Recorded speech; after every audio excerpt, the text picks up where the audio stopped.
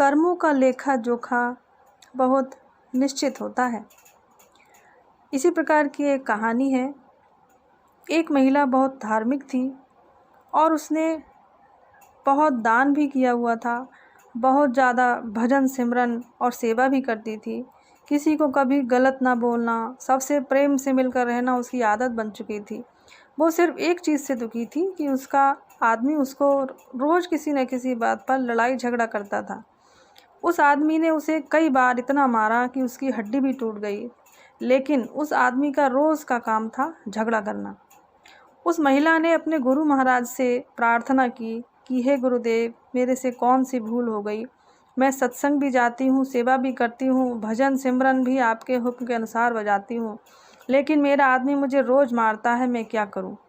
गुरु महाराज ने कहा, क्या वो तुझे रोटी देता है? महिला ने कहा, हाँ जी देता है। गुरु महाराज जी ने कहा, फिर ठीक है, कोई बात नहीं।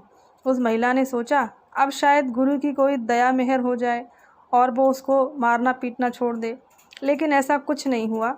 उसकी तो आदत बन गई रोज़ अपनी घरवाली की पिटाई करना।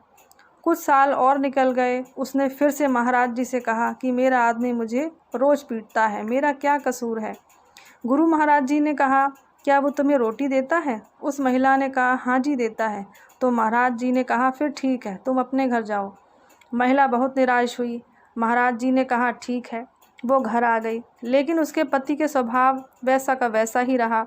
वो रोज़ उससे लड़ाई झगड़ा करता था। वो महिला बहुत तंग आ गई। कुछ 1 साल गुजरे, फिर गुरु महाराज जी के पास गई। वो मुझे अभी भी मारता है, मेरे हाथ की हड्डी टूट गई है, मेरा कसूर क्या है? मैं सेवा भी करती हूँ, सिमरन भी करती हूँ, फिर भी मुझे ज़िंदगी में सुख क्यों नहीं मिल रहा है। गुरु महाराज जी ने कहा, वो तुझे रोटी देता है? उसने फिर हाँ जी कहा। महाराज जी ने कहा, फिर ठीक है। परंतु इस बार महिला ज़ोर ज़ोर से रोने लगी।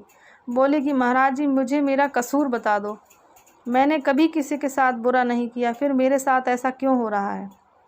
महाराज कुछ देर शांत हुए और फिर बोले, बेटी, तेरा पति पिछले जन्म में तेरा बेटा था। उसकी सौतेली माँ के रूप में तू थी। तू रोज़ उसको सुबह शाम मारती रहती थी और उसको कई कई दिन तक भूखा रखती थी। शुक्र मना कि इस जन्म में वो तुझे रोटी दे रहा है। ये बात सुनकर महिला एकदम चुप हो गई।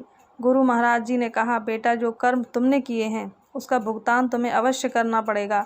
फिर उस महिला ने कभी महाराज से शिकायत नहीं की, क्योंकि वो सच जान गई थी। इसलिए हमें किसी के साथ कभी भी बुरा नहीं करना चाहिए, सबसे प्रेम से प्यार से रहना चाहिए। हमारी ज़िंदगी में जो कुछ भी हो रहा है सब हमारे कर्मों का लेखा जोखा है, जिसका हिसाब किताब तो हमें देना ही पड़ेगा।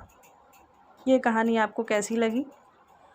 अच्छी लगी तो लाइक करें, शेयर करें और सब्सक्राइब करें। बहुत बहुत धन्यवाद। नमस्कार।